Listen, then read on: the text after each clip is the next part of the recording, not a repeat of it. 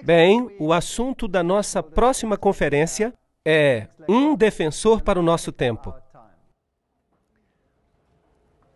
Temos aqui uma ilustração provocante que faz pensar.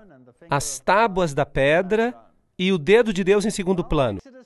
E Êxodo capítulo 31, versículo 18 diz: E deu a Moisés, quando acabou de falar com ele no monte de Sinai, as duas tábuas do testemunho, tábuas de pedra escritas pelo dedo de Deus. Então Deus escreveu em pedra os 10 mandamentos, e os escreveu com o seu próprio dedo. Êxodo 32, versículo 16 diz: E aquelas tábuas eram obra de Deus, também as escrituras eram escrituras de Deus, colocadas por ele sobre as tábuas. De fato, há na Bíblia apenas algumas vezes em que Deus escreve. E nessas ocasiões, ele o faz com o próprio dedo. Desta vez, em Êxodo 32, versículo 16, Deus escreveu os 10 mandamentos em pedra com o seu próprio dedo. Jesus também escreveu na areia com o seu dedo. E quando Babilônia estava prestes a cair, Amão escreveu com o dedo na parede. Portanto, é fascinante. O próprio Deus escreveu com o seu próprio dedo. E quando Moisés quebrou essas tábuas, porque o povo de Deus havia apostatado, enquanto ele estava no monte, Deuteronômio 10, versículo 2 diz: E naquelas tábuas escreverei as palavras que estavam nas primeiras tábuas. Deus disse que escreverá nas novas tábuas para que pudesse colocá-las na arca. Portanto, as tábuas do testemunho que contêm os 10 mandamentos escritos com o dedo de Deus foram colocadas dentro da arca. Bem, agora vamos primeiramente definir o assunto do pecado. É muito importante que tenhamos uma ideia clara sobre essa questão, porque há muitos ensinamentos no mundo e queremos ficar com uma base bíblica. 1 João 3, versículo 4. Qualquer um que comete pecado também transgrediu a lei, porque o pecado é a transgressão da lei. Será que está claro? Portanto, se você transgride a lei de Deus, então você está cometendo pecado. Então, se eu roubasse, estaria transgredindo a lei de Deus? Sim. Se faço qualquer coisa contrária à lei de Deus, segundo a definição do Novo Testamento, então estou pecando. É isso que o Novo Testamento diz. As pessoas gostam de dizer, mas a lei era para o Antigo Testamento. Agora, a definição que acabamos de ler está no Novo Testamento sobre o pecado. Então, se olharmos no dicionário o que significa transgressão, transgressão é o efeito de agir para transgredir, quebra ou a violação de qualquer lei. Portanto, se você vai transgredir, é porque há uma lei. Romanos capítulo 4, versículo 15 diz: Onde não há lei, também não há transgressão. Fascinante. Portanto, Adão e Eva tiveram uma lei, eles devem ter tido uma lei, senão como seria possível que eles transgredissem? A lei de Deus pode ser mudada? Ela está escrita em pedra. E se duvidar de alguma coisa, está escrito em pedra. Agora, o homem pode alterar leis, mas a lei de Deus não muda. Na África do Sul, o país de onde eu venho, havia umas leis muito estranhas. Eram leis estranhas e foram alteradas. No passado havia ali uma lei que se chamava ato de imoralidade. Se um homem branco estivesse na companhia de uma mulher negra ou vice-versa, era um problema. Então você poderia ir para a prisão. Mas hoje essa lei está anulada. Percebe? Você pode remover a lei ou remover o problema. Ou, se você quer, a lei permanece e você se torna um transgressor. Certo ou errado? Seja onde for, senão a lei não há transgressão. Romanos 6, verso 23 diz: o salário do pecado, que nós acabamos de definir na Bíblia como transgressão da lei. Então podemos ler: o salário de transgredir a lei de Deus é a morte. Portanto, esta é uma questão muito importante. Algumas pessoas dizem que não há mais lei, que não precisamos guardar a lei. Mas a Bíblia ensina claramente que se transgredirmos a lei de Deus, o salário então será a morte. Agora, o pecado nos separa de Deus. Vamos ler Isaías 59, versículo 2. As vossas iniquidades, ou seja, os vossos pecados, fazem separação entre vós e o vosso Deus. Isso é importante. Algumas pessoas gostam de colocar essa definição de cabeça para baixo. Eu prefiro manter a definição assim como está na Bíblia. O pecado é a transgressão da lei. E se você peca, isso provoca uma separação. Portanto, fomos separados de Deus por causa do pecado. Mas há um meio de resolver esse problema. E esse meio é Cristo. Romanos 6, 23 diz que o salário do pecado é a morte, mas o dom gratuito de Deus é a vida eterna. Portanto, há duas possibilidades. Adão e Eva pecaram, e o salário do pecado é a morte. Duas possibilidades. Ou eliminamos a lei, como no caso da África do Sul, havia uma lei, e era uma lei que não fazia sentido, e a lei foi anulada. Já não há mais lei, então já não há mais transgressão, porque não há mais lei. Faz sentido? Portanto, se eliminamos a lei, isso resolve o problema. Então você está livre. E todos os que estavam na prisão por causa do ato de imoralidade, segundo essa lei, foram libertos. Cristo fez isso? Será que ele anulou a lei? Sim ou não? Não. E o que diz a lei? Morrerá. Mas Cristo poderia ter dito: eu fiz uma lei, mas essa lei era muito dura para vocês. Por isso, vamos anular essa lei. Mas Deus não muda. Portanto, agora estamos num beco sem saída. A lei diz: você certamente morrerá. Mas Cristo não tratou deste problema de forma leve. Se tivesse sido possível para ele retirar a lei, então não seria necessário para ele pagar a pena da lei. Sim ou não? Não. Assim que Cristo veio para morrer, e isso significa que ele pagou a pena, certo? Então, será que a lei ainda é vigente? Sim ou não? Absolutamente. Mas algumas pessoas gostam de dizer que a cruz anulou a lei. Mas eu gostaria de dizer que a cruz é justamente a garantia de que a lei está vigente. A cruz é a garantia de que a lei ainda está vigente. Porque se tivesse sido possível anular a lei, então não teria sido necessária a morte de Cristo. Faz sentido?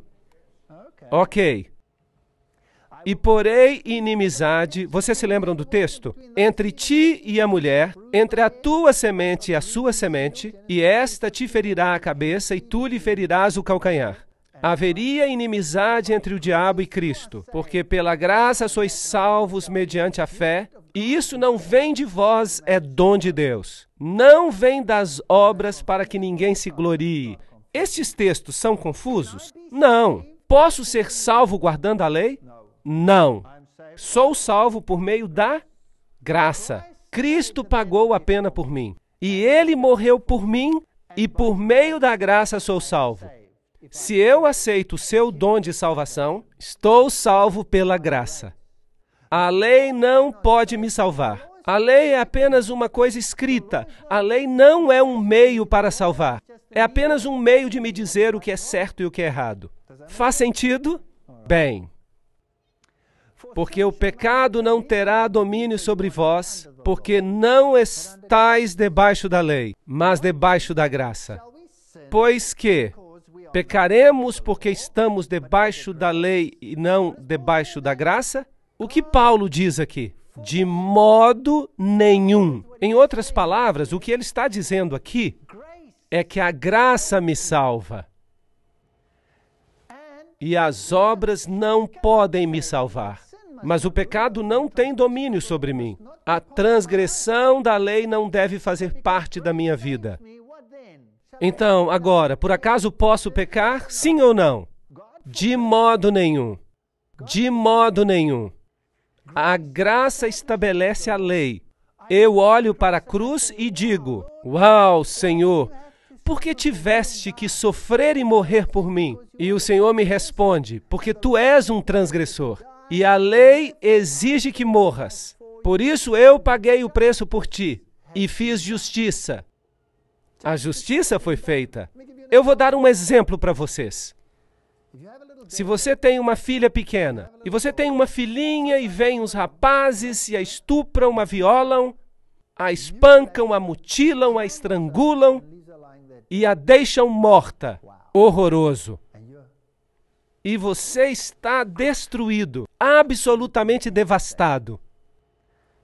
E você chega ao tribunal e o juiz diz: o que vocês fizeram foi errado, por isso não façam isso de novo. Agora podem ir. Como é que você se sentiria? Você ficaria irritado, não é?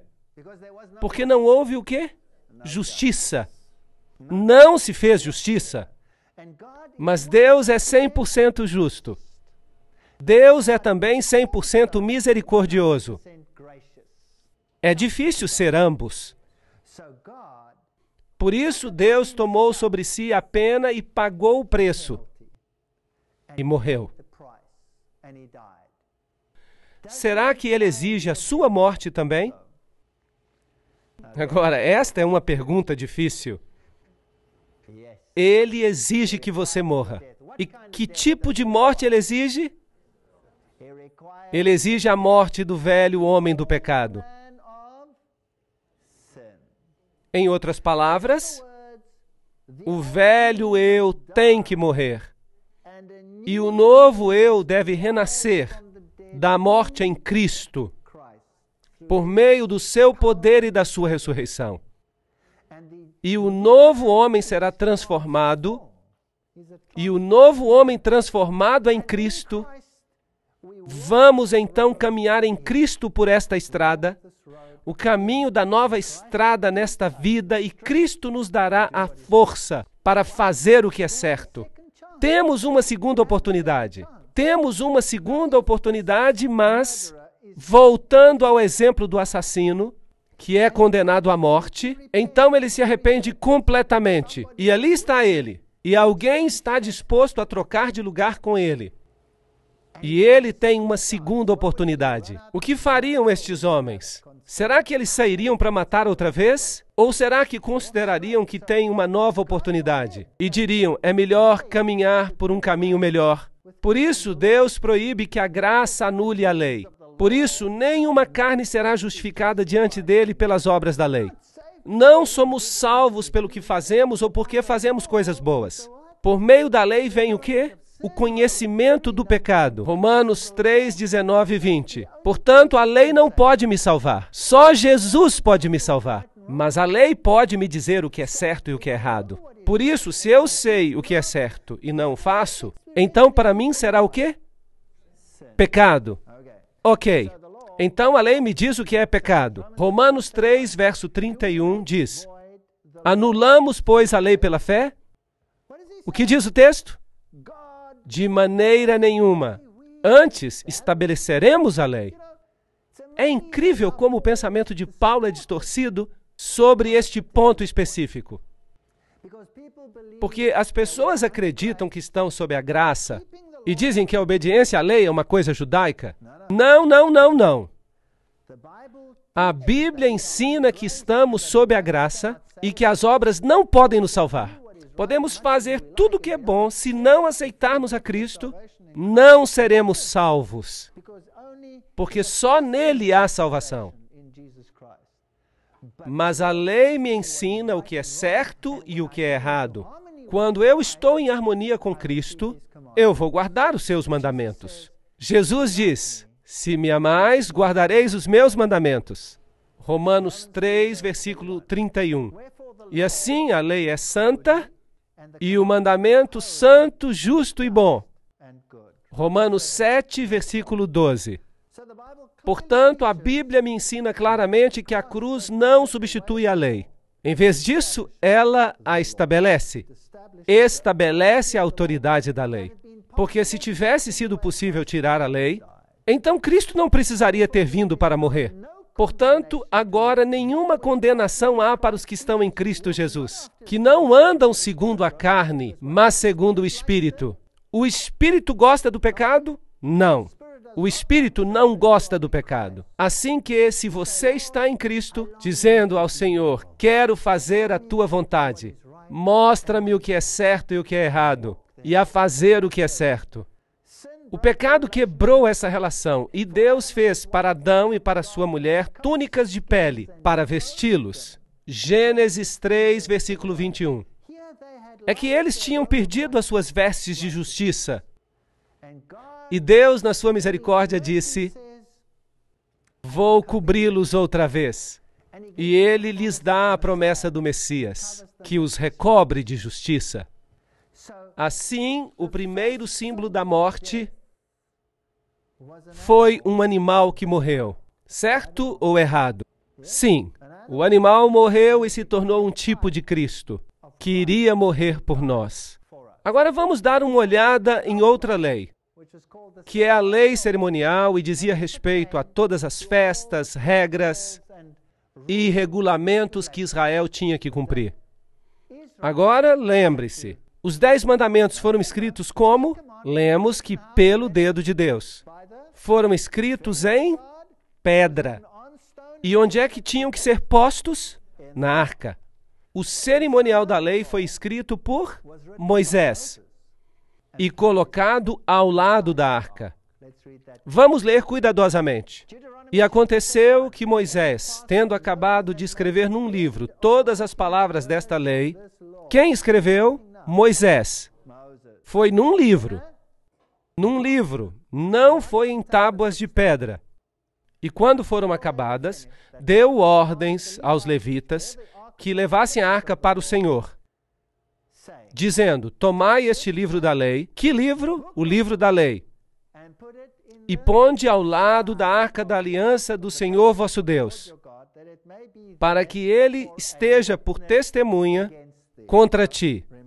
Agora lembre-se, grave isto na memória. É bom memorizar a palavra de Deus. Uma tem que estar ali e é o livro da lei, está fora e serve como testemunho contra nós. A lei cerimonial é um testemunho contra nós. Assim que esta lei nos diz algo acerca de nós mesmos. Certo ou errado?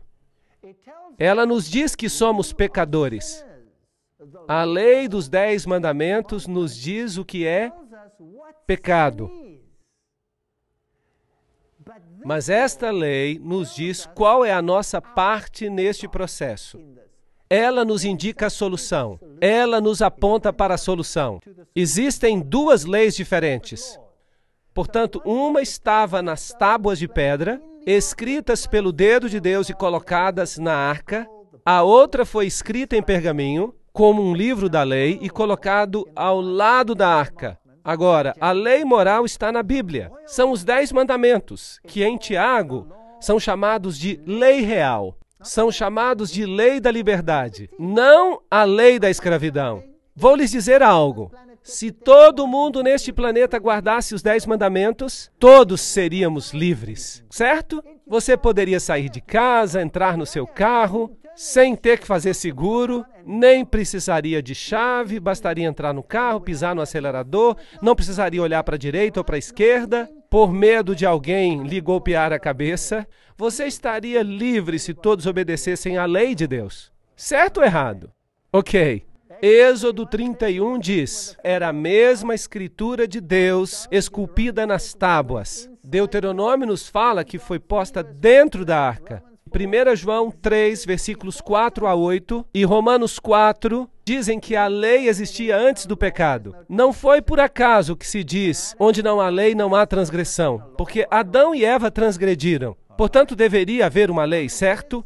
Romanos diz que o objetivo da lei é revelar o pecado, porque pela lei vem o conhecimento do pecado. Deuteronômio 5:22 e Salmo 19:7 e Romanos 7 e muitos outros textos dizem que a lei é completa, é perfeita, é santa, é justa e boa. Isso é o que diz acerca da lei de Deus. E Salmo 111, versos 7 e 8, diz que permanecem para sempre os mandamentos. Vamos dar uma olhada na lei cerimonial. Ela é chamada de lei dos mandamentos que contém as ordenanças. Efésios 2:15, Hebreus 9:10. Foi escrita por Moisés e foi posta no livro da lei. Acabamos de ler isso. Foi colocada ao lado da arca e não na arca. E foi dada após o pecado. Gálatas 3:19. A lei foi acrescentada por causa da transgressão. Portanto, a transgressão requer que exista uma lei. Assim que outra lei foi acrescentada por causa da transgressão. Portanto, temos duas leis. Uma lei é cerimonial e a outra é moral. E o objetivo era revelar o remédio para o pecado. Levítico 6, 1, 6 e 7, João 7, 29, Mateus 27, 51. É temporária e caducará. Agora, temos que saber muito bem do que estamos tratando, de que lei estamos tratando. E precisamos entender os dois lados da questão, porque a Bíblia usa simplesmente a palavra lei para as duas. E você precisa descobrir a partir do texto se ele está falando acerca da lei cerimonial ou da lei moral. É difícil e você pode ficar muito confuso se você não conhece exatamente esta definição. Você tem que conhecê-la com exatidão, de modo que, assim como era, havia uma lei moral que estava dentro da arca e acima da arca havia uma cobertura de ouro que era chamada de propiciatório. É algo maravilhoso. Vamos estudar sobre isso daqui a pouco. E também o livro da lei escrito por Moisés com todas as leis cerimoniais e posto ao lado da arca. Existem 4 evangelhos escritos na Bíblia. São os evangelhos de Mateus, Marcos, Lucas e João. E as pessoas perguntam, por que as histórias se repetem? Qual é a vantagem disso? Pois bem, há muitas vantagens, porque cada um tem um ponto de vista diferente. Mateus fala sobre Cristo, o Rei. Marcos fala sobre Cristo, o servo. Lucas fala sobre Cristo, o homem. E João fala de Cristo, o divino. Portanto, aqui há vários aspectos da divindade. Agora, vamos dar uma olhada nos 5 livros de Moisés e vejamos. Gênesis é o livro das origens, a queda e a promessa da redenção. Assim que Cristo está aí. Êxodo, Cristo no santuário. E vamos tratar deste tema também. Ele é incrível, maravilhoso. Levítico, Cristo nosso sacrifício. O Cordeiro de Deus que tira o pecado do mundo. O Cordeiro representa quem? Representa a Cristo. Portanto, Levítico é Cristo, nosso sacrifício. Números é Cristo, o nosso guia. E Deuteronômio, Cristo, a nossa recompensa. Portanto, os 5 primeiros livros da Bíblia nos dão o plano da salvação, sob a forma de um esboço. Nos falam da lei, e a lei cerimonial nos fala sobre o remédio para o pecado. E já que a solução está em uma pessoa, todos esses textos falam apenas de um único indivíduo, e este é Jesus Cristo. Vejamos se podemos encontrar isso. Gênesis capítulo 26, versículo 5. Um texto fascinante. Porquanto Abraão obedeceu a minha voz e guardou o meu mandado e os meus preceitos e os meus estatutos e as minhas leis. Olhem! Há pessoas que dizem que os mandamentos foram apenas para os judeus e que foram dados no Sinai, nos 10 mandamentos em tábuas de pedra. Certo ou errado?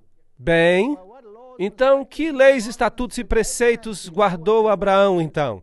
Isso era antes dos judeus? Evidentemente, ele obedeceu aos mandamentos de Deus. Então, os mandamentos já existiam neste tempo. Estavam desde o princípio. Mas como os homens não são muito bons de memória, eles foram dados em pedra novamente para a posteridade. E Jesus disse, eu tenho guardado os mandamentos do meu Pai e permaneço no seu amor. Jesus deixou um exemplo. Ele obedeceu aos mandamentos. Jesus diz, não cuideis que vim destruir as leis. Ele se refere aqui ao Pentateuco, os 5 primeiros livros de Moisés, os livros que continham as leis dos 10 mandamentos. Assim que nem um jota, nem um tio seriam omitidos. E isso inclui os 10 mandamentos. E os profetas, tudo isso que foi dito pelos profetas. Não vim destruir, mas cumprir. Porque em verdade vos digo que até que o céu e a terra passem, nem um jota nem um tio se omitirão da lei, sem que tudo seja cumprido. Assim que, se você olhar para Jesus, você vai ver que ele não veio mudar nada. Ele veio cumprir. Aqui está o cumprimento da lei cerimonial, e ele é a solução para o pecado.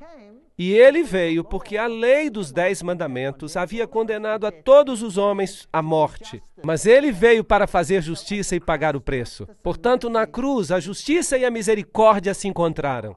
Incrível! Jesus diz, é mais fácil passar o céu e a terra do que cair um tio da lei. Lucas 16, verso 17. Você percebe que a lei permanece? Sim ou não? Ok. Já esclarecemos isso. 1 João 5, verso 3.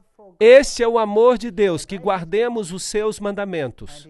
E os seus mandamentos não são pesados. Agora as pessoas dizem, eu não posso guardar a lei de Deus, isso é impossível. Eu tenho ouvido pastores dizendo a mesma coisa. Pastores que dizem que é impossível guardar os mandamentos de Deus e que não temos que guardar os mandamentos de Deus. E eles dizem, de fato, que os mandamentos de Deus foram abolidos. E eu respondo, pastor, me empresta a sua esposa hoje à noite?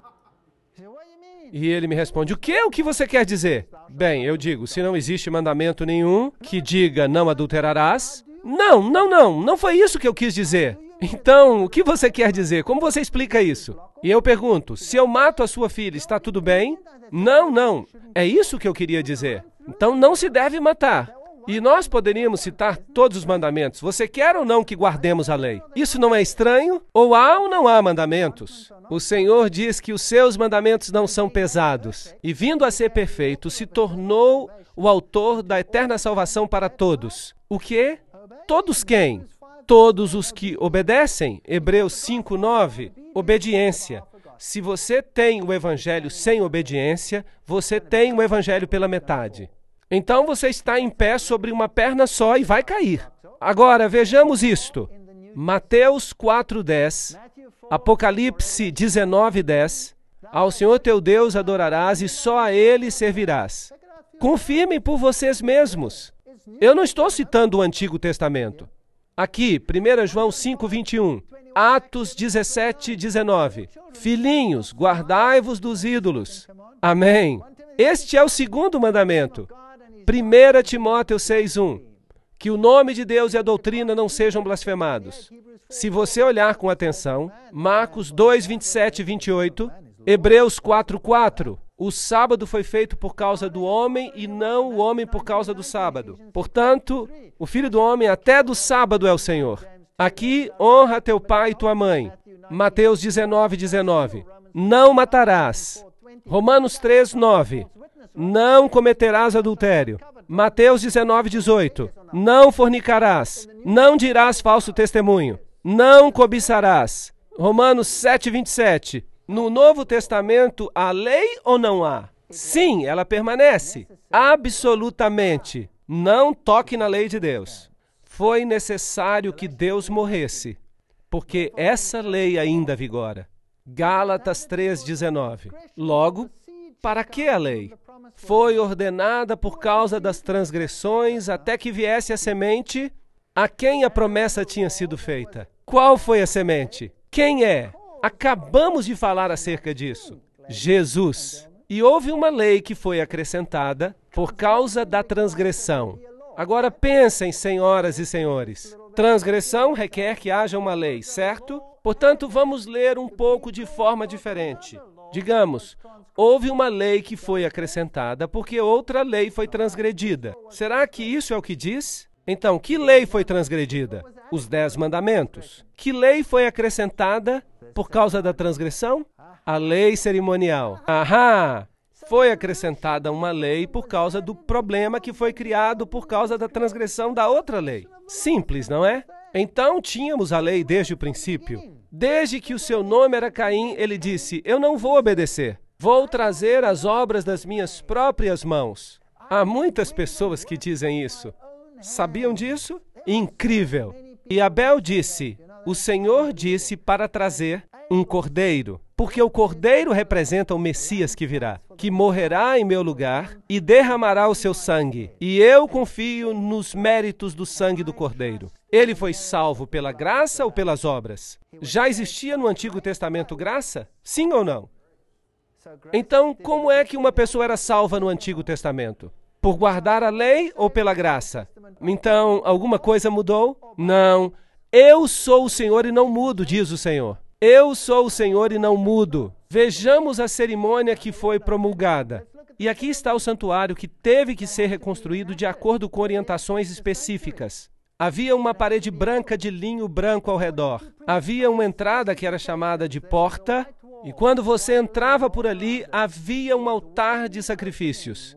E se você avançasse mais, encontraria uma pia de metal. E se você entrasse no primeiro aposento, o primeiro tabernáculo, havia um castiçal. E do outro lado havia uma mesa de pães, e no meio havia um altar de incenso. E se você passasse ao segundo aposento, atrás deste, havia os 10 mandamentos na arca, coberta por 2 querubins. Isso é o que havia. Êxodo 25, 8. E me farão um santuário e habitarei no meio deles. Era um símbolo de que Cristo morava entre o seu povo. Como Moisés foi divinamente avisado quando estava para acabar o tabernáculo, foi-lhe dito: faze tudo conforme o modelo que no monte te foi mostrado. Hebreus 8, verso 5. Tudo de acordo com o modelo. Nem um jota, nem um tio. Não mude nada. Deve ser exato. Deus é muito exato. E por isso ele lhe disse exatamente como construí-lo. Cada pequeno detalhe é importante. Mas ninguém se importa em ler esses detalhes. E dizem que aquilo era para o Antigo Testamento. Mas o Antigo Testamento foi escrito para nossa exortação. Diz Paulo. Assim é melhor a gente ter certeza que estamos lendo. Bem, todos esses detalhes, o Senhor diz que são uma cópia do tabernáculo de um templo que existe no céu. E ele diz: a quem vencer, eu farei coluna do templo do meu Deus. Portanto, as pilastras simbolizam os remidos. Interessante. Havia dinheiro que precisava ser pago para a construção e todos tiveram que contribuir com um preço. E todos tiveram que contribuir com um preço de redenção. E era o mesmo preço para os pobres e para os ricos. E assim que se me lembro bem, era 1/4 de shekel de prata. E todos tiveram que pagar isso. E Jesus enviou os seus discípulos para buscar o dinheiro da redenção da boca de um peixe. Lembram-se disso? E havia o suficiente para pagar por 2 deles. Sim, Jesus está mesmo disposto a pagar o preço da redenção por você. Agora, isto era um símbolo, as bases do santuário, e todos têm que participar, têm que pagar, têm que renunciar a alguma coisa. E aqui havia uma porta exterior, uma porta. E essa porta tinha uma cobertura com 4 cores. Tinha púrpura, tinha vermelho, tinha azul e tinha branco. E havia um fio de ouro fino. Púrpura é a cor da realeza. Vermelho é a cor do sacrifício. Azul é a cor da obediência. E branco é a cor da justiça. Estas são as características de Cristo. E a propósito, se você quiser ter púrpura, tem que misturar o vermelho com o azul. Portanto, sacrifício e obediência são as coisas que produzem realeza. Uau! Isto é lindo! Jesus diz: eu sou a porta, e ninguém vem ao Pai senão por mim. E se você não entra por essa porta, ele diz, não tem parte comigo. Então, Jesus é a porta. Havia apenas uma dessas portas, mas depois havia uma outra por aqui. Esta era chamada de porta, e era do mesmo material. E depois havia outra no interior que tinha o mesmo material, as mesmas cores. Portanto, Cristo é identificado como a porta, e com as cores, e com o véu entre o primeiro e o segundo aposento. E se você vem por aqui, a primeira coisa que você vai encontrar é o altar do sacrifício. E o que acontecia ali? Um sacrifício. E a quem se representava nesse sacrifício? A Cristo. Então, o linho branco em volta é a justiça de Cristo. Quando você passa pela porta, em outras palavras, quando você aceita a salvação por meio de Jesus Cristo, é envolvido pela justiça de Cristo. Isso é lindo. É isso que se chama justificação. Você se encontra diante do altar de sacrifício e há um cordeiro e você é testemunha do sacrifício do Filho de Deus em símbolo para tirar os seus pecados. Hebreus 9:24 diz que Cristo não entrou no santuário feito por mãos humanas, figura do verdadeiro, porém no céu mesmo, para agora comparecer por nós diante da face de Deus. Portanto, o santuário terrestre era uma cópia do santuário celestial, onde Cristo é o nosso sumo sacerdote. Hebreus 9, verso 8 diz: o caminho do santuário não estava descoberto enquanto se conservava em pé o primeiro tabernáculo. O ministério de Jesus no céu só podia começar depois que o seu ministério na terra fosse concluído. Como é que nós sabemos disso? Porque no santuário terrestre não era autorizado ao sacerdote que entrasse no primeiro aposento até que o sacrifício tivesse sido feito. Havia um cordeiro e havia um carneiro da consagração. O cordeiro representava Cristo no início do seu ministério e o carneiro representava Cristo no final do seu ministério. E se o carneiro da consagração era sacrificado, aí o sacerdote era autorizado a entrar no lugar santo. E a Bíblia nos diz que Cristo não entrou com sangue de cordeiros ou carneiros, mas com o seu próprio sangue. Portanto, este serviço era interpretado como uma garantia da vinda do Messias. É um simbolismo lindo. Símbolos que servem de exemplo e sombras das coisas celestiais, como Moisés foi avisado divinamente. Hebreus 8:5.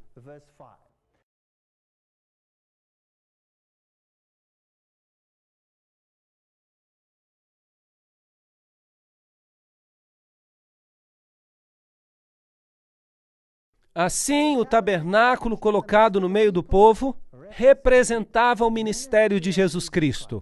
Agora, você acha que é importante que nós compreendamos o ministério de Cristo? Sim ou não? Eu creio que sim. Jesus habitou entre nós, João 1, verso 14. Portanto, vamos estudar este ministério, porque se nós o estudarmos, nós então seremos capazes de discernir muitos dos enganos deste mundo. Muitas pessoas terminam o seu evangelho quando atravessam esta porta. E ali se encontram, já estão dentro, sua vida segue como estava antes, nada mudou. Não, não, não. Há mais no ministério. Você só viu o primeiro tabernáculo. Vejamos os móveis mais uma vez. Quando se entra, havia um altar de sacrifícios, depois uma pia de metal, e depois, ao entrar no primeiro aposento, temos de um lado o castiçal, também havia o altar de incenso, e então havia uma mesa com pão da proposição. E havia um castiçal com 7 lâmpadas.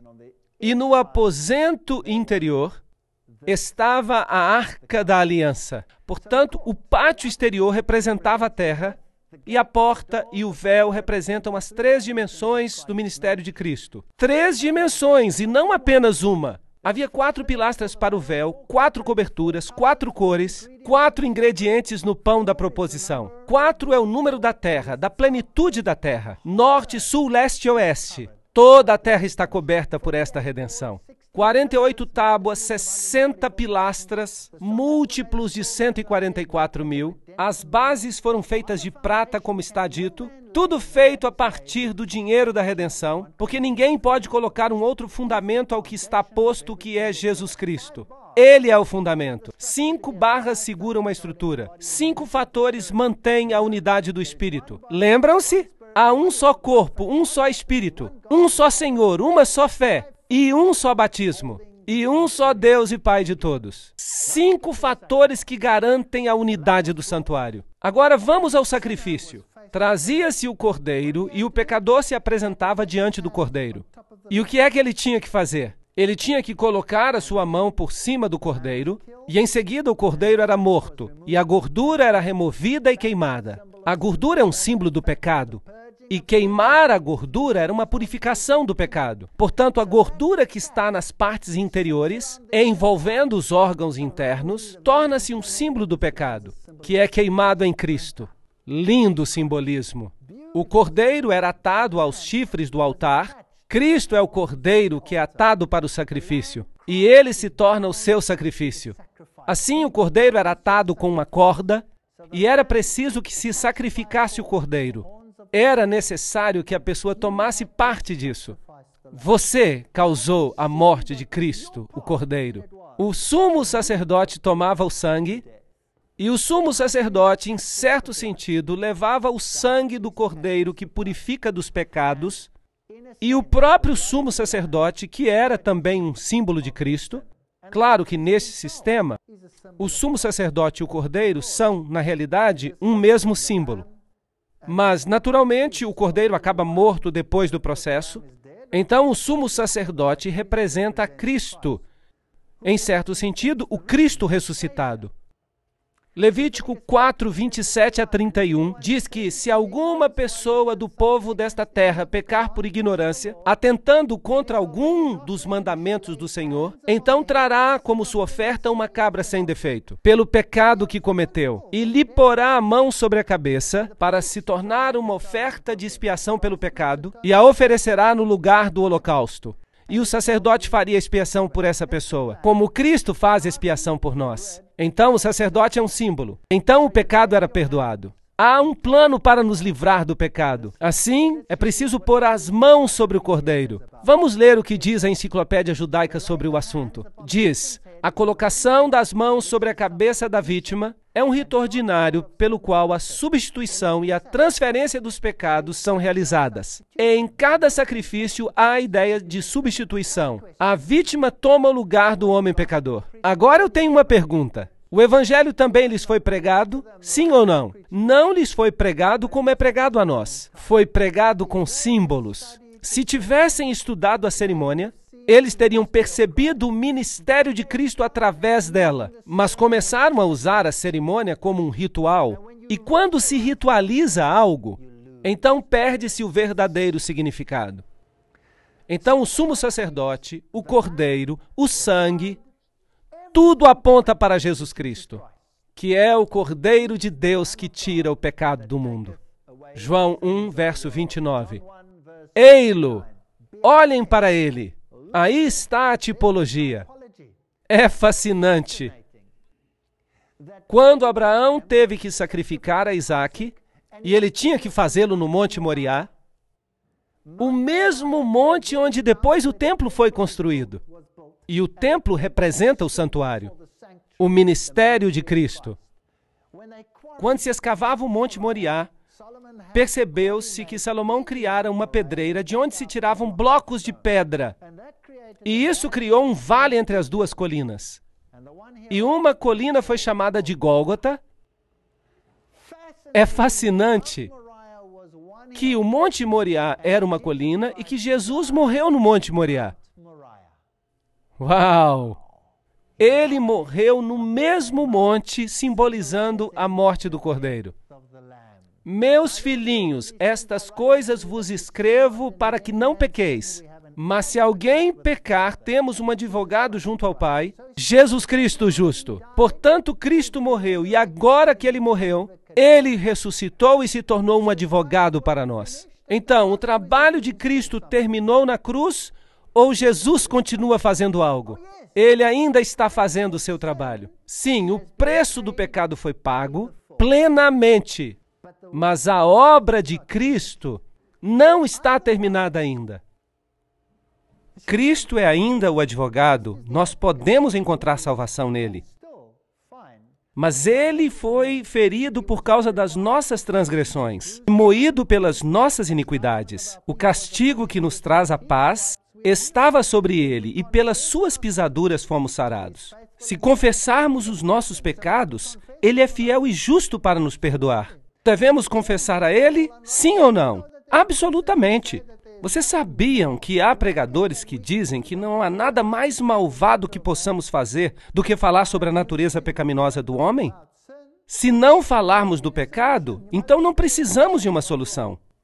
Poderíamos seguir sem Cristo, certo ou errado? Ok, todos estes símbolos representam um sumo sacerdote. Agora, aqui está a pia de metal. A pia de metal vinha logo após o sacrifício. Muitos sistemas religiosos vêm e querem aceitar a justiça de Cristo, vêm até a porta, aceitam o sacrifício expiatório na cruz, mas depois dizem, muito obrigado, agora estou salvo. Mas ainda falta lavar-se, sim ou não? A limpeza pelo renascimento, uma mudança deve ocorrer no caráter. Algo tem que acontecer. De modo que a pia de metal representa a lavagem por água. Ali está, e você se lavava na pia de metal, o sacerdote fazia isso como um símbolo, porque um tabernáculo estava preparado, o primeiro, em que havia o candelabro e a mesa e os pães da proposição. Isso se chama santuário. E o sumo sacerdote entrava nele diariamente, mas não sem sangue. Agora, isto é o que acontecia. Imagine isto. O pecador traz o cordeiro é abatido, as entranhas são queimadas, e o que sobra do cordeiro é finalmente queimado fora da cidade. E isso simboliza que Jesus ia morrer fora, que ele seria morto e eliminado fora da cidade. Então, o sumo sacerdote cozinharia uma porção, uma pequena porção como parte cerimonial, mas os críticos nos dizem que era do tamanho de uma ervilha, e ele tinha que comer. E simbolicamente, os pecados confessados ao cordeiro eram transferidos para o sumo sacerdote. Agora, ele simbolicamente levava os seus pecados como Cristo leva os nossos pecados. Agora, o sumo sacerdote fazia um sacrifício por si mesmo. Além de todos os pecados confessados que ele tomava sobre si próprio, ele levava aquele sangue e o levava para o santuário diariamente. E o colocava nas pontas do altar. Assim, um símbolo. Em símbolo, os nossos pecados foram removidos e colocados no registro do santuário. E a luz continuava queimando. A luz representa Jesus, a luz do mundo. Esta é uma representação da Arca de Tito, quando ele levou os móveis após a destruição de Jerusalém. E todas estas coisas foram levadas. Onde elas estão hoje? Deveríamos perguntar. Jesus diz, em João 8, versículo 12, eu sou a luz do mundo. Quem me segue não andará em trevas, mas terá a luz da vida. O óleo que estava na lâmpada é um símbolo do Espírito Santo, que difundiria a vida. E, através do Espírito Santo, a fumaça, o fumo do incenso subia com as orações dos santos, desde a mão do anjo até a presença de Deus. E isso tinha tudo que ver com Jesus. Portanto, o sacerdote queimava este incenso, e isso representava as nossas orações subindo a Deus e sendo aceitas por Deus, através de Jesus Cristo. Em seguida, havia um sangue que era transferido, ao se transferir o registro dos pecados para o santuário. Eu sou o pão da vida que desceu dos céus. Se alguém comer deste pão, viverá para sempre. E o pão que eu dou é a minha carne, que eu darei pela vida do mundo. Esta era a mesa dos pães. Pão sem fermento, sem pecado.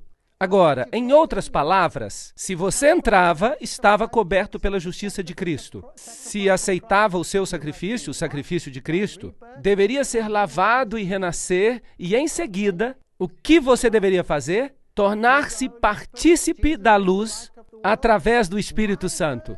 Jesus é a luz do mundo. A minha palavra, a tua palavra é o que ilumina os meus pés. É uma luz para o meu caminho. E se você não participar do corpo de Cristo, então Cristo não faz parte de você. Então você não tem parte com Ele. E você tem que falar com Deus através de Cristo. Portanto, Cristo se torna o seu amigo pessoal. Você come, dorme, bebe e anda com Ele.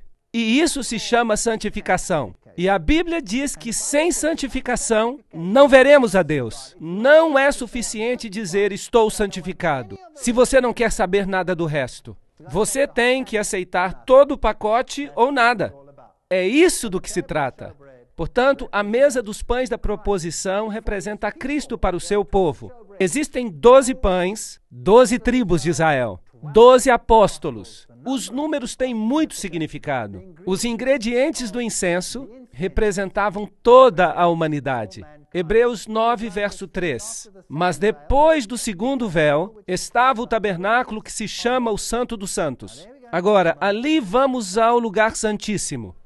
Já falamos bastante, por isso vamos balançar a cabeça para acordar. Estamos despertos? Muito bem. Porque agora nós vamos fazer algo realmente emocionante. Vamos olhar o segundo compartimento do tabernáculo. Dizem que o meu cabelo está todo despenteado. O que importa?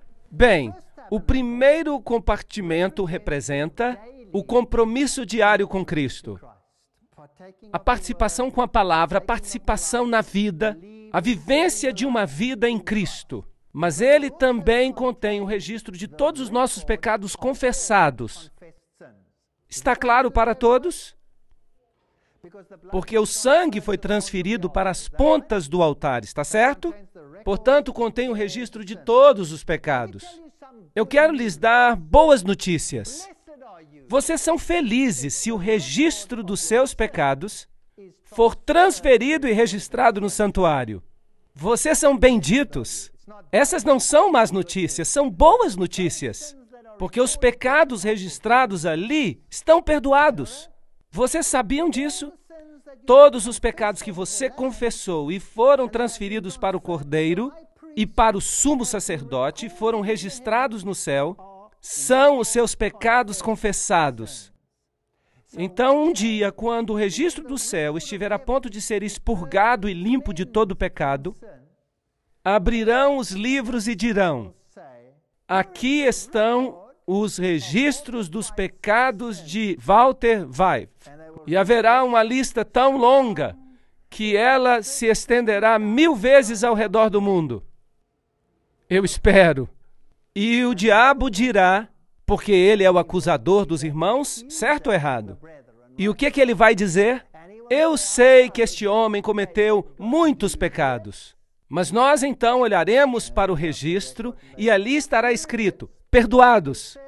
Haverá algo mais? Não. Mas ele também fez isso. Sim, de fato, ele fez, está aqui. Mas está escrito perdoado. Agora, se ele puder mencionar algum pecado que não conste da lista, você está em apuros. Portanto, entregue a sua lista ao santuário, confesse e renuncie, e você estará seguro. O juízo é uma boa notícia. Se os seus pecados estão ali no santuário. Agora, no céu, um dia, eu tenho uma boa notícia para você. A redenção de Cristo é tão completa. Você vai comparecer diante de Deus, e não apenas como pecador perdoado, mas como um indivíduo que nunca tivesse pecado. A que distância Deus vai lançar os seus pecados? Tão longe quanto é o leste do oeste. Isto é, infinitamente longe. Não há como eles voltarem para você. Comparecerá diante de Deus como se nunca tivesse pecado. E terá um direito perfeito ao céu, se o registro dos pecados estiver ali gravado. É a coisa mais linda do mundo, é a doutrina mais linda do mundo. Não há nada a temer se nós tivermos confessado os nossos pecados e os tivermos abandonado. Lembram-se de Maria Madalena? Lembram-se dela? Ela foi acusada, mas Jesus lhe disse: nem eu te condeno, certo? Isto é a graça. Isto se chama graça. E então, o que ele disse? Vai e não peques mais. O que é isto? Ele a colocou debaixo da lei. Portanto, a lei e a graça vão juntas. Então, agora o registro do pecado está ali, mas uma vez por ano o registro dos pecados era limpo. Uma situação bem mais séria. Ele tinha sinos ao redor dele. Romãs e sinos. Romãs e sinos, romãs e sinos. E os sinos soavam. e lhe amarravam uma corda à perna. Porque se ele entrasse na presença do Deus Santo com pecados, ele morreria instantaneamente. E teriam que puxá-lo para fora do véu morto. Isso é uma coisa muito séria, de modo que era uma situação muito grave. O sacerdote fazia plena confissão dos seus pecados e se assegurava que todos os seus pecados tinham sido expiados. E em seguida entrava na presença do Deus Santo. Estava na presença, no lugar santíssimo. E havia ali os 10 mandamentos e as tábuas de pedra, os 2 anjos e a glória do Shekinah, que aparecia por cima dos 10 mandamentos, que contém a lei de Deus que condena o pecador à morte, se ele é um transgressor. E havia uma cobertura de ouro fino, o propiciatório, que representava a misericórdia de Cristo, cobrindo-nos da condenação da lei. Fascinante! Esta cobertura era de ouro, 1 côvado e meio de altura.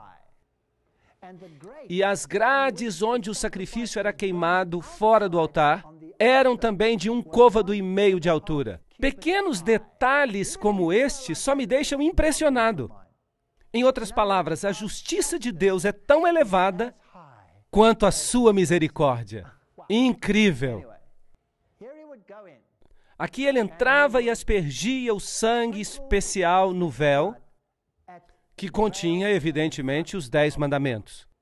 Muita paz têm os que amam a tua lei, e para eles não há tropeço. Salmo 119, 105. Olhem para os móveis. Havia o altar de sacrifícios, a pia de metal, em seguida, de um lado, a mesa dos pães da proposição, do outro lado, o castiçal, e então o altar do incenso, em seguida, a arca. Era em forma de cruz. Era em forma de cruz e a sua sombra. Lindo. Ora, quando estas coisas estavam preparadas assim, durante todo o tempo entravam os sacerdotes no primeiro tabernáculo cumprindo o serviço, representando a santificação na vida. Portanto, temos um grande sumo sacerdote, Jesus Cristo, Filho de Deus. Hebreus 4:14.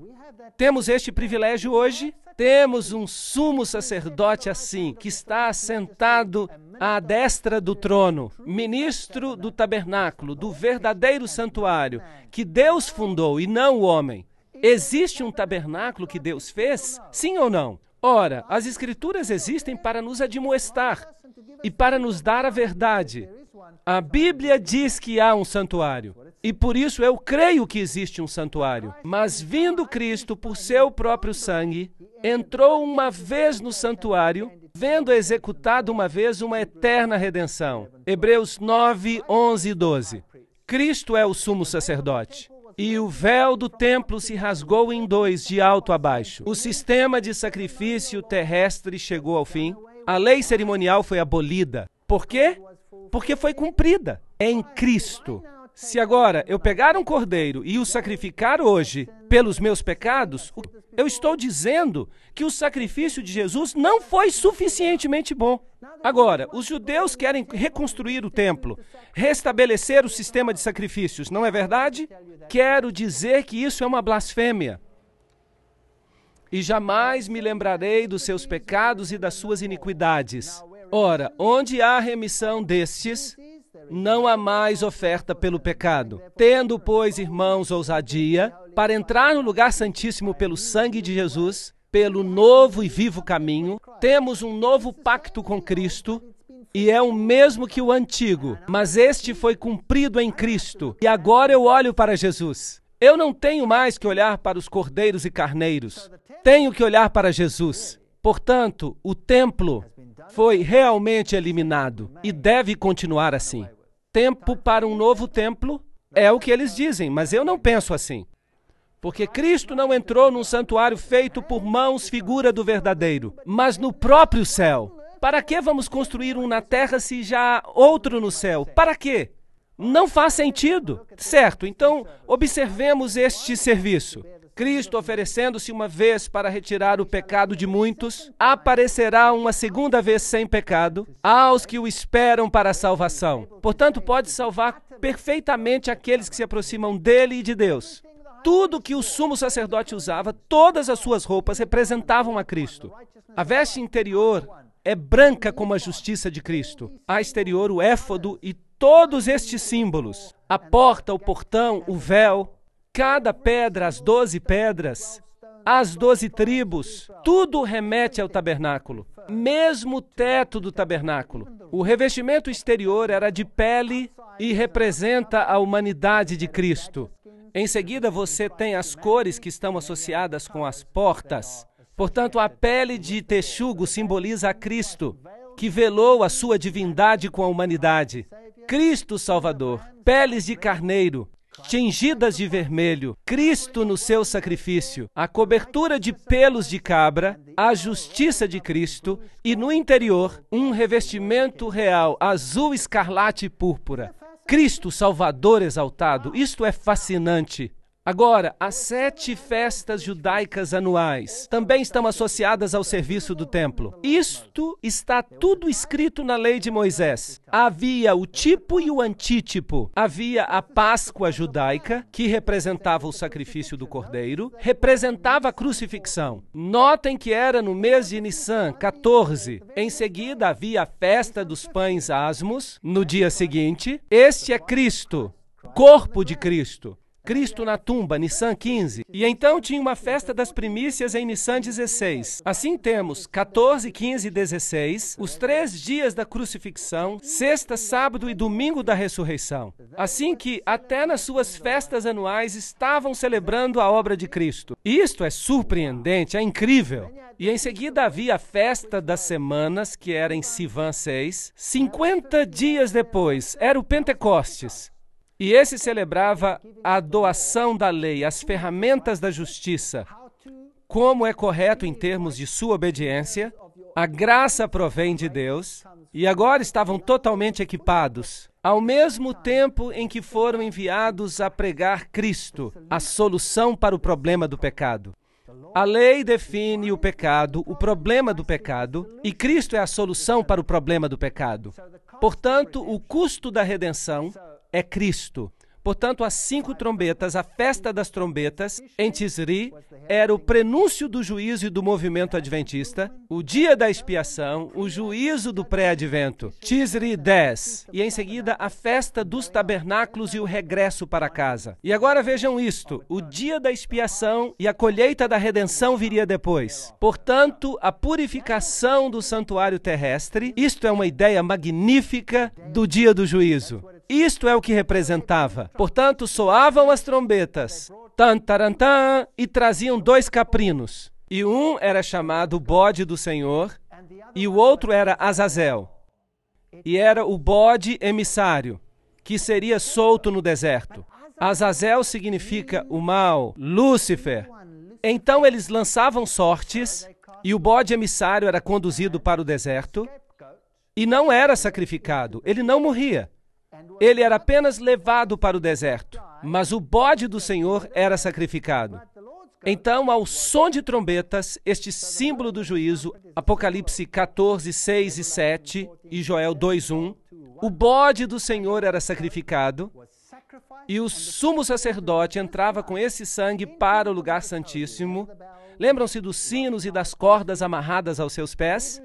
Hebreus diz, mas no segundo aposento, o lugar santíssimo, só o sumo sacerdote, uma vez por ano, entrava, não sem sangue. Levítico 16, 19. E daquele sangue aspergirá sobre o altar com o seu dedo 7 vezes e o purificará. Portanto, isto purificava o santuário das imundícias dos filhos de Israel e o santificava.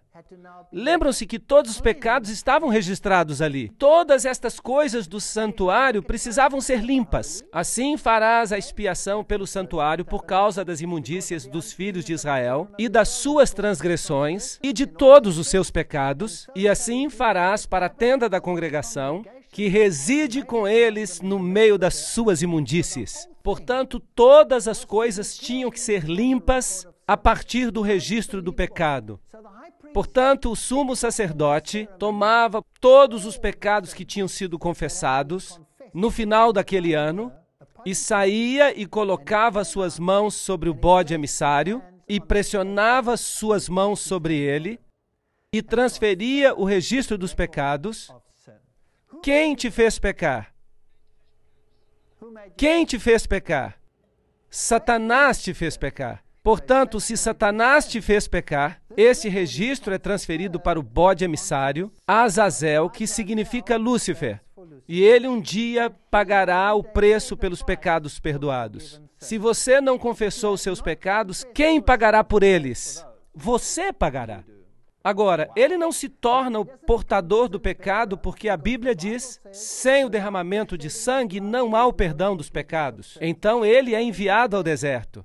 Porque naquele dia se fará expiação por vós para vos purificar, e sereis purificados de todos os pecados, os vossos pecados diante do Senhor. Levíticos 16:30. Então, no dia do juízo, você estará diante de Deus com quantos pecados sobre si? Nenhum. Não é espantoso? Isto é fenomenal. A purificação por Jesus é total, de pé, diante de Deus, como se nunca tivesse pecado. A sua redenção é completa. Vinde então e arguí-me, diz o Senhor, ainda que os vossos pecados sejam como a escarlate, eles ficarão brancos como a neve. Ainda que sejam vermelhos como o carmesim, se tornarão brancos como a branca lã. Se confessarmos os nossos pecados, isso é muito importante, Ele é fiel e justo para nos perdoar os pecados e nos purificar de quanta injustiça? De toda a injustiça. Há pregadores que falam o oposto disso. Dizem que não há maior dano que possa ser feito do que pregar acerca da condição pecadora do homem. Mas temos que reconhecer e confessar os nossos pecados se desejamos ser participantes da salvação. Portanto, esse era um período de confissão final, de purificação, um tempo de juízo. E aqueles que não participavam eram cortados do povo. Esta é a mensagem do santuário, a purificação do santuário. E ele me disse, até 2.300 tardes e manhãs e o santuário será purificado. Daniel 8:14. Chegará um tempo em que Cristo entrará no seu segundo aposento e começará a purificação do santuário. E nós trataremos desta profecia dos 2.300 anos em uma outra conferência. Em 2.300 dias o santuário será purificado. Segundo a Bíblia, este julgamento tomará lugar. E eu continuei olhando e foram postos uns tronos até que o ancião de dias se assentou e se assentou o juízo e se abriram os livros. E eis que veio um como filho do homem e se dirigiu ao ancião de dias. E o fizeram chegar até ele, porque há determinado um dia em que há de julgar o mundo. Atos 17:31. É melhor que tomem nota do juízo. Está vindo. 2 aos Coríntios 5:10. Porque todos precisaremos comparecer diante do tribunal de Cristo, para que cada um receba segundo o que tiver feito, por meio do corpo, ou bem ou mal. Portanto, onde você gostaria que os seus pecados estivessem? Na sua cabeça ou nos registros do santuário? Ei, é melhor tê-los no registro do santuário. O Senhor julgará o seu povo. Há uma lista, e se essa lista for bem longa, bom, é bom para você. Mas se essa lista for curta demais, você pode estar em apuros. Portanto, examine-se a si mesmo se você está no Senhor. Eis que cedo venho e o meu galardão está comigo para dar a cada um segundo a sua obra. Apocalipse 22:12. A vinda do Senhor irá revelar estas coisas. Penso que não temos nada a temer. Os 2.300 dias têm um tempo específico. Começa em 457 a.C. e se temos 2.300 dias ou anos, chega até 1844. É um tempo interessante. É um tempo muito interessante. Foi nesta época que o Manifesto Comunista foi escrito, esta época em que foi divulgada a teoria da evolução ao mundo, precisamente em 1844. Foi esta época em que houve um grande choque entre o Messias e o não Messias. A música do mundo foi escrita sobre a criação. Temei a Deus e dai-lhe glória, porque é vinda a hora do seu juízo. Qual será a norma de julgamento? Vamos perguntar à Bíblia. Assim falai e assim procedei. Como devemos ser julgados pela lei da liberdade? A lei vai ser o padrão de julgamento. Tiago 2, verso 2. Vamos ouvir a conclusão de toda a questão. Eclesiastes 12, 13 e 14. Temei a Deus e guardai os seus mandamentos, porque isto é o dever de todo homem. Porque Deus há de trazer a juízo toda obra, e até tudo que está encoberto, quer que seja bom, quer que seja mal. Será que ouvimos muito falar sobre isso no mundo hoje? Não, não, não. Se me amais, diz Jesus, guardareis os meus mandamentos.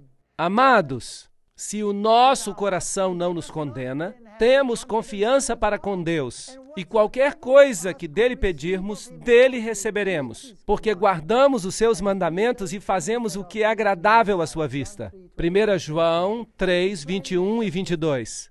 É tão simples assim. Peça perdão a Deus e o seu registro de pecado confessado será feito no céu. Vai e não peques mais. Come o pão da vida. Bebe da água da vida. Toma a luz do mundo, a luz viva. Come e bebe da tua religião. Não é bom ter uma religião pela metade. E então, quando Cristo voltar, estarás limpo de toda a tua injustiça. Tudo isto, nenhum deles estará sobre a tua cabeça, nenhuma mancha. A justiça de Cristo te cobrirá novamente. Se confessarmos os nossos pecados, Ele é fiel e justo para nos perdoar os pecados e nos purificar de toda injustiça. 1 João 1, verso 9. Arrependei-vos, pois, e convertei-vos para que sejam apagados os vossos pecados. Este é um evangelho que não escutamos hoje em dia, mas esta é a verdade, senhoras e senhores. Esta é a verdade. Crê no Senhor Jesus e será salvo. Mas acreditar é fé, e a fé sem fazer algo, sem obras, é inútil. Quem é injusto, faça injustiça ainda. E quem está sujo, suje-se ainda. E quem é justo, faça justiça ainda. E quem é santo, seja santificado ainda. Apocalipse 22, 11. Muito em breve esse decreto vai sair, e a porta da graça fechará. E se você estiver no lugar imundo, será tarde demais. Você permanecerá imundo. Se você estiver do lado justo, permanecerá justo. E muito em breve o Senhor virá. O Senhor não retarda a sua promessa. Ele é longânimo para conosco, não querendo que ninguém se perca, mas que todos cheguem ao arrependimento. Às vezes eu me pergunto, quando eu vejo o mundo desta forma, Senhor, por que tu não vieste ainda? Há gente que diz que Deus vai ter que pedir desculpas a Sodoma e Gomorra se não voltar logo, porque as coisas estão tão más. Mas eu sei que o caráter de Deus é muito paciente. Aqui está a paciência dos santos. Aqui estão os que guardam os mandamentos de Deus e a fé de Jesus. Jesus virá em breve. Em breve virá sobre as nuvens. E esta é a minha oração. Que cada um de nós tenha um entendimento correto do que significa servi-lo. O serviço não significa simplesmente cantar aleluias. Significa aceitá-lo como Salvador pessoal. Meu Salvador pessoal e meu Rei. E um rei é alguém a quem tem que se obedecer. Não porque ele queira mandar em mim, não. Jesus, o Senhor, demonstrou que veio para lavar os pés, não é verdade? Ele não veio para dominar sobre nós, mas nos pede obediência porque isto é bom para nós, é o certo para nós. E ele diz, escreverei as minhas leis sobre os seus corações. Este vai ser o nosso novo pacto. E quando a lei estiver no nosso coração, vamos fazer o que é correto. Eu lhes asseguro que as suas relações vão melhorar. O amor uns pelos outros vai melhorar se voltarem para a obediência, regressando a um relacionamento de obediência a Deus. E não precisamos temer nada quanto ao juízo se tivermos confessado os nossos pecados. Nada. E quanto mais longa for a lista de pecados confessados no céu, melhor. Porque isso significa que todos estão lá e podemos renunciar e esquecê-los. Esta é a minha oração para vocês. Na palestra que se segue, vamos ver o outro lado da moeda, porque até agora eu tenho me esforçado para mostrar para vocês os critérios que a Bíblia apresenta quanto à salvação e um relacionamento com Cristo, e o que os dois implicam. Amanhã veremos as contrafações. Vamos identificar o anticristo pelo nome. E eu sei que alguns poderão ficar chocados ou ofendidos, mas se ficarem zangados, fiquem zangados comigo, mas não com a palavra de Deus. Podem até jogar tomates em mim, mas continuem vindo, continuem assistindo, alimentando-se da palavra. Vamos ver que é possível analisar tudo isso juntos. Muito obrigado.